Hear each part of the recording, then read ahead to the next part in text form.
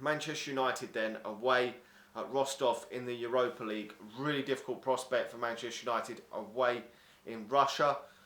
Very, very difficult place to go and win Russia. Manchester United haven't always had it that easy at all going to Russia.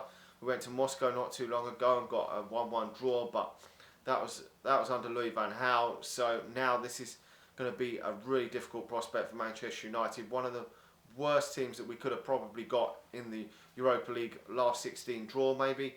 There are some other teams that are difficult in it. You've got Lyon and Roma, but this one was really a banana skin for Manchester United, as they've not beaten Bayern Munich in that Champions League group stage and finished third in the group. So they're obviously no muppets at all.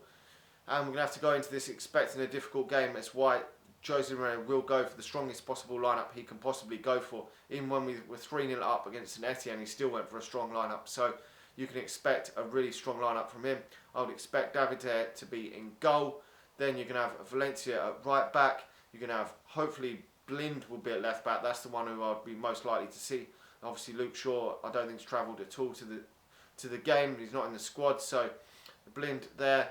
And then Bay's out with a suspension, so you have to go with Rojo, probably Smalling as the two centre backs.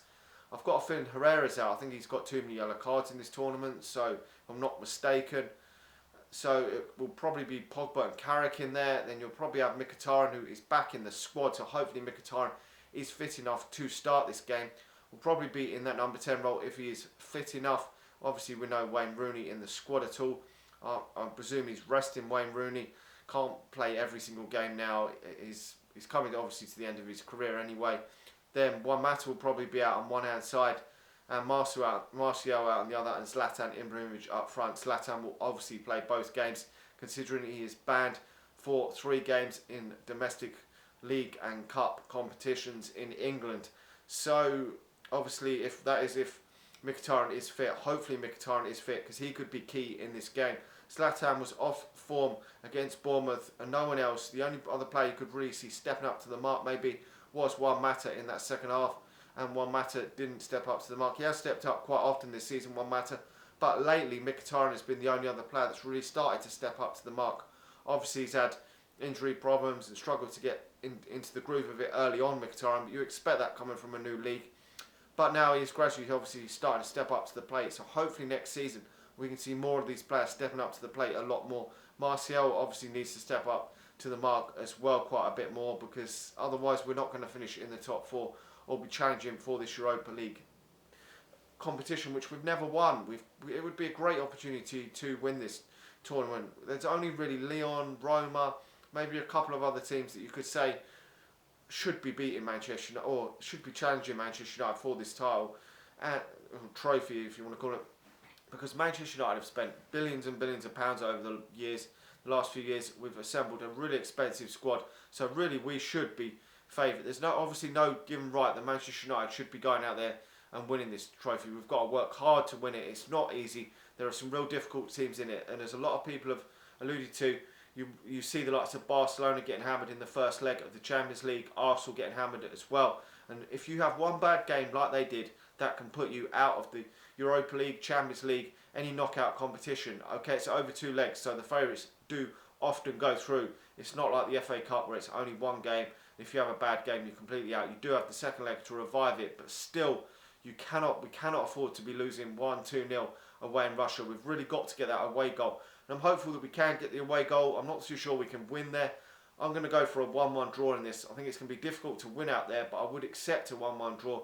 Obviously, you'd like Manchester United to go there and steamroll them 2-3-0, and the second leg is pretty much done for. But even when we saw before against St Etienne, when we did actually win that first leg comfortable, Jose Mourinho still put a strong team out in the second leg, so I wouldn't expect him to do any different in the second leg in this. The only difference is he might make a couple of changes because it would be at Old Trafford. Anyway, let me know your thoughts. I would be happy with a 1-1 draw anyway. To get that away goal would be crucial in this tie. If we come away with a 0-0 or a 1-0 defeat, it would not be great for Manchester United, because if it was 0-0 and they scored the away goal in Manchester, we would then have to get 2 goals, which isn't impossible, but it makes it a lot more difficult. Anyway, let me know your thoughts on the situation. Do you think this is our best chance of getting into that Champions League now? I'm not too sure it is, really. it's a bit even for me, because we could still make it in the Premier League. You're looking at we're only 3 points off, but as I say, one bad game in this and you fucked it all up completely. Whereas in the Premier League, at least you do get a bit of leeway. We could fuck another game up in the Premier League, and Arsenal and Liverpool could fuck 2 or 3 up, and we could still make the top 4. So we will have to wait and see. But the only key is we're going to have to beat them big teams in the Premier League now away from home, at least probably 1 or 2 of them, or win a couple of big games, and that's not going to be easy for Manchester United. So it's all up in the air. We've just got to go with the next competition, and the next competition is the Europa League. So we've got to put all our eggs into that basket for this game, then move on to the Chelsea game, which is the FA Cup, put all our eggs in that basket, and then go again for the Europa League, then back to the Premier League. Just take each game as it comes. We've got a big squad. We should be able to really be challenging for the Europa League, finishing in the top 4 and challenging for the FA Cup. That should be good enough. Manchester United squad is good enough to do that. So I'm expecting us to challenge them. Whether we can win another 1 or 2 trophies is up in air. If we have one bad game, you can't blame. I mean, on the day it happens. But hopefully we will get some more trophies before the end of the season. Anyway, like the video, subscribe to the channel if you're new, and I'll talk to you all again soon.